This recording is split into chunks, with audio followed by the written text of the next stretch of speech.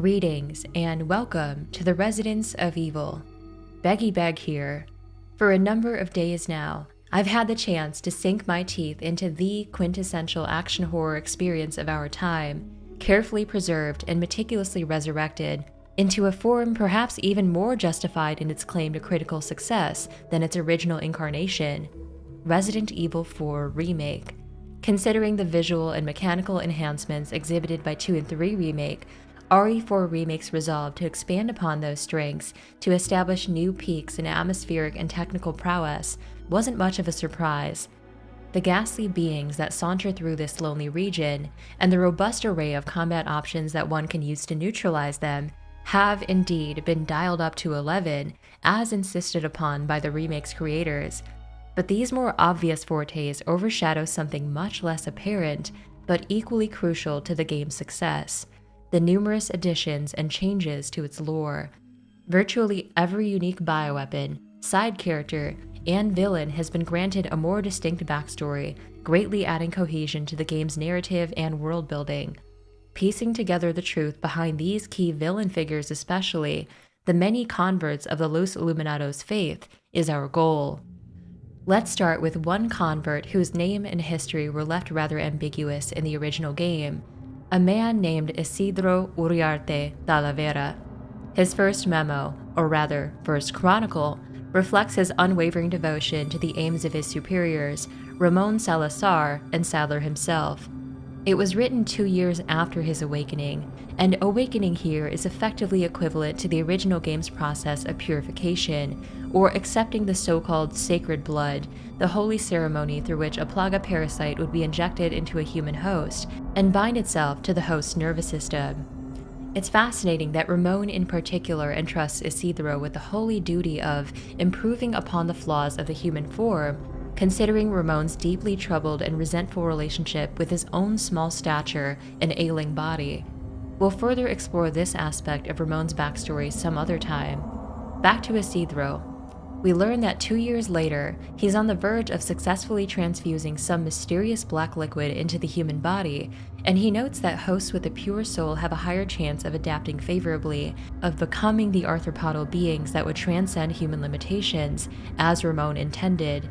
Yes, Isidro aimed for these chosen subjects, these select wombs filled with this black liquid, to mutate into Sadler's elite angels, his exalted league of faithful disciples, just as he refers to them during his boss encounter. Faithful disciples, assemble! When hatched, the larvae contained within the chosen ones would become U2s, or as Ramon would dub them, as he beamed with pride at Isidro's work, Novistadors, which roughly translates to the unseen. Fascinating. So we can now attribute the creation of the Novistadors, and as you'll soon see, all insect-based plaga bioweapons, to the efforts of one newly introduced devotee and researcher in the remake, Isidro. Moving on to his second chronicle, which was written 2 years later, he describes an experiment seeking to fuse together the bodies of human and insect, which the housekeeper allegedly volunteers herself to. This is how the first of 2 beings dubbed U3 are born, mutating the housekeeper into the human-insect hybrid BOW that most veterans know as Verdugo from the original, rather than the creature that we once battled in the rig cage. But the housekeeper's accounts reveal something deeply unnerving about her willingness to become this quote-unquote perfect life form. Her first memo indicates a lucid awareness of the wickedness around her, especially of Ramon Salazar since childhood. She confesses that she's failed her lord, who in this case is Diego Salazar, the 7th ruling Castellan and Ramon's father, by letting Ramon succumb to the path of wickedness, which in this case is embodied by the sinister teachings of the Los Illuminados cult. But only in this first memo can she still recount the cult's manipulation of Ramon, and still garner the resolve to continue her duty of serving him, despite her intense disappointment with his fate. In the housekeeper's second memo, though, the style and tone of her writing malforms into the same maniacal ecstasy that we see in Isidro's chronicles. Her fanatical exclamation points, her now suddenly unfaltering allegiance to Master Ramon after unequivocally voicing her disdain for his actions in her previous memo, and her very tangible fervor at the prospect of surpassing the limitations of her mortal shell and becoming the first U3, the first Verdugo. What exactly is going on here, from her first memo to her second? Two plausible theories come to mind.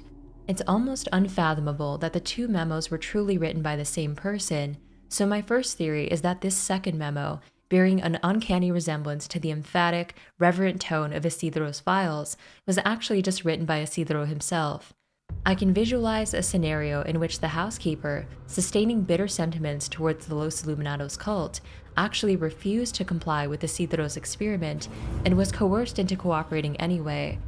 Perhaps to internally justify the brutal deed of filling her body with black liquid against her will, it's conceivable that Isidro wrote this second memo for her to appease the voices of guilt buried within his psyche, deluding himself into believing that this was the housekeeper's wish all along. Given the similarity in tone between this second memo and Ramon's writing as well, and the closeness and proximity of all three files in the throne room, you could also make the case that Ramon wrote the housekeeper's second memo. After all, the file does aggrandize Ramon to an excessive, servile degree, a degree that the housekeeper never would. Save for one case, though, in which she might, and this is my second theory.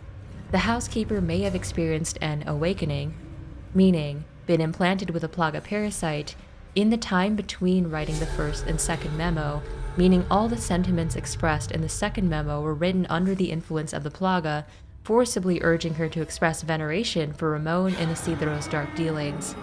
Whatever the truth may be, she did indeed malform into the first U3, which Isidro dubs Pesanta. This word refers to a large, grisly dog of Catalan folklore, which sits on people's chests as they sleep, causing nightmares, quite redolent of the iconic Romantic-era painting, The Nightmare by Fuseli. Considering Pesanta's role as the right hand of Ramon, her moniker reflects her duty as his hunting dog, or more informally, his lapdog. About a year later, after Pesanta's malformation, Isidro would undergo the same excruciating process of becoming U3 by transfusing this special black liquid into his bloodstream, finally adopting the title of Verdugo himself, which loosely translates to butcher or executioner. This is the multifaceted account of how both U3s, Pesanta and Verdugo, were created. Considering that Isidro refers to himself as a Verdugo and a true servant of God, while simultaneously dubbing the mutated housekeeper of Pesanta a mere hunting dog, the entitlement and pompousness are quite apparent in Isidro, emblematic of Ramon's narcissism rubbing off on him, despite his selfless attitude towards his master. An elite bioweapon from the original game with very little definition or detail has now been imbued with this immaculate backstory intertwined with the histories of Ramon and his housekeeper since childhood. This is just a morsel of Resident Evil 4 Remake's additive lore. Which of my theories of the housekeeper's memo, Pesanta's memo, if any, do you find most plausible? Would you like to see more lore explorations on Resident Evil 4 Remake? Let us know in the comments. I'll see you again soon, I'm sure. Perhaps, just as I transcend the limitations of the human form,